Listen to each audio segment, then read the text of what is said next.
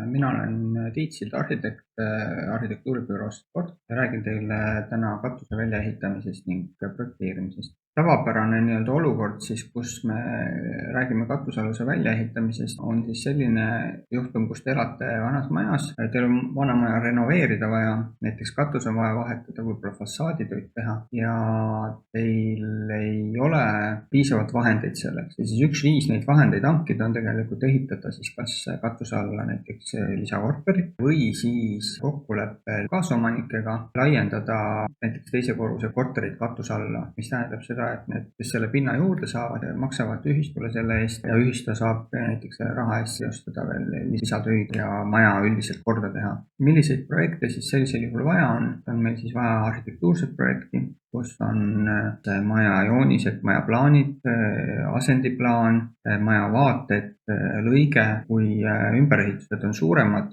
ja sildealad on suuremad, on vajalik konstruktiivne projekt. Väiksemate objektide puhul üldiselt piisab ka sellisest hea ehitaja teadmisest ja know-how'st, aga ütleme niimoodi, et projektide üle kontrollimine inseneri poolt kindlasti on mõttekas tegevus peaaegu alati. Ja siis kolmandaks räägime eriosade projekteerimisest, ehk et see puudutab siis kütet, ventilatsiooni, vett, kanalisatsiooni, elektrit ja mingitel juhtudel ka nõrkvoolu.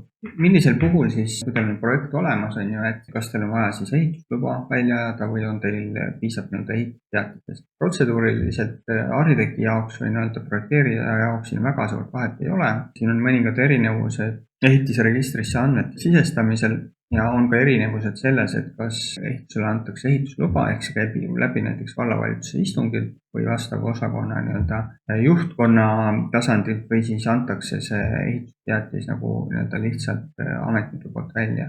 Ehk et väike erinevus siin on, aga nagu arhitekti poolt vaadates mitte väga suur, et töömahku nagu võib-olla väga väiksel määral erinev. Kui te laiendate hoonet alla 33% olemasoleva hoone maapealses kubatuuris, siis üldreeglina on teil piisab ehitusteatisest ja kui te siis laiendate üle 33%, siis on vaja ehitusluba. Ehitusteatise alla käivad ka näiteks väikeehitused, et alla 20 ruuduse väikeehituse puhul ei ole isegi ehitusteatis vajalik, 20-60 ruutusid on veidi erinevad reeglid, aga põhimõtteliselt saate ehitusteatisega oma asjad aetud. Nüüd, kui te alustate oma protsessi, siis kindlasti oleks hea, kui teil oleks hoone mõõdistusprojekt tehtud. Kui teil ei ole mõõdistusprojekt, vähemalt võiksid olla vana hoone ehitusaegsed joonised, mis kindlasti ka tublisti aitavad. Ja ütleme, kui neid jooniseid ei ole, siis on mõistlik selgelt tellida mõõdistusjoonised. Ütleme jah, et arhiivi ja inventariseerimisjoonised paberil kindlasti vajavad ülekontrollimist koha peal.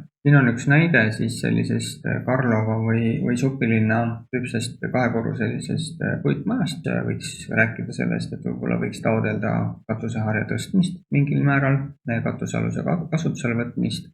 Aga siin on nüüd näha vanad joonised, et siin mingid mõõdud on olemas, et siin tegelikult nende jooniste pealt saab joonlauaga juba üht-teist mõõta, aga need andmed vajavad üle kontrolli, et kuivõrd see selle reaalsete piltidega kokku läheb, koha peal teeme siis kontrollmõõtmised ja kontrollime üle, et tegelikult see, mis paberil on pandud, vastaks ka tõele, sest päris tihti on niimoodi juhtunud ka, et maja on planeeritud, planeerimine ja ehitamine on kaks eri asja. On see, et vaatad projekte, vaatad reaalset hoonet, seal on ikkagi päris suured erinevused kohati. Ja siis mida siis teha esimese sammuna, et kui teil on plaan ehitama hakata või oma hoonet laiendada, peaksite kindlasti rääkima kohaliku omavalitsuse ehitusnõuniku või arhitektiga, tutvustama oma ideed, võtma projekteerimistingimused, võiksite selgitada ka välja piirangud, et ütleme miljööväärtusliku ala või muinsuskaitse all olevad hooned, et kui teil on näiteks vana maja, näeb piisavalt vana välja, siis tasub see asi üle kontrollida, et pärast ei oleks ebameeldivaid üllatusi, peaks asju õiges järjekorras teha. Ja meie arhitektuuribüroo Sport pakume 3 ühes lahendus, ehk et kui teil on vaja, kui te soovite, siis me aitame teid ka asjaajamisega kohaliku omavalitsuses, mis tähendab, et kui me projekti juba teeme, siis me laeme need ehitusregistri kaudu üles.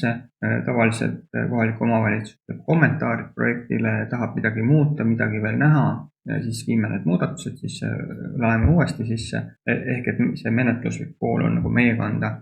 Projekteerimine loomulikult, ehitusprojektide tegemine, seletuskirjad, asendiplaanid, kõik vajalik dokumentatsioon ja siis ka ehitusloa taotlemine, et siin kohati näiteks mis ma veel välja tooksin sellisteks võib-olla keerukustest on see, et tuleb näiteks Päästeametiga eraldi rääkida või mingit lahendust otsida, siis tegeleme ka selle poolega. Rääkides siis sellistest suurematest projektidest, kus teil on vaja eskiisprojekt, eelprojekt ja põhiprojekt, mis on siis erinevad projekti staadiumid. Eskiisprojekt on meie ja teie omavaheline kokkulepe, eelprojekt on dokument, mille alusel saab ehitusloa taotleda ja põhiprojekt on siis samm edasi, kus on ka sõlmed ära kirjeldatud, põhisõlmed ja antud avatäidete spetsifikatsioonid ja siis organiseerime teile juurde projekti juhtimisena eriosade projektid, vajadusel siis konstruktiivse projekti, muud projektid ja aitame ka leida mõõdistusprojekti tegija. Ehitusloa menetluse osas siis laeme projekti EHR-i üles, täiendame vajalikud andmed,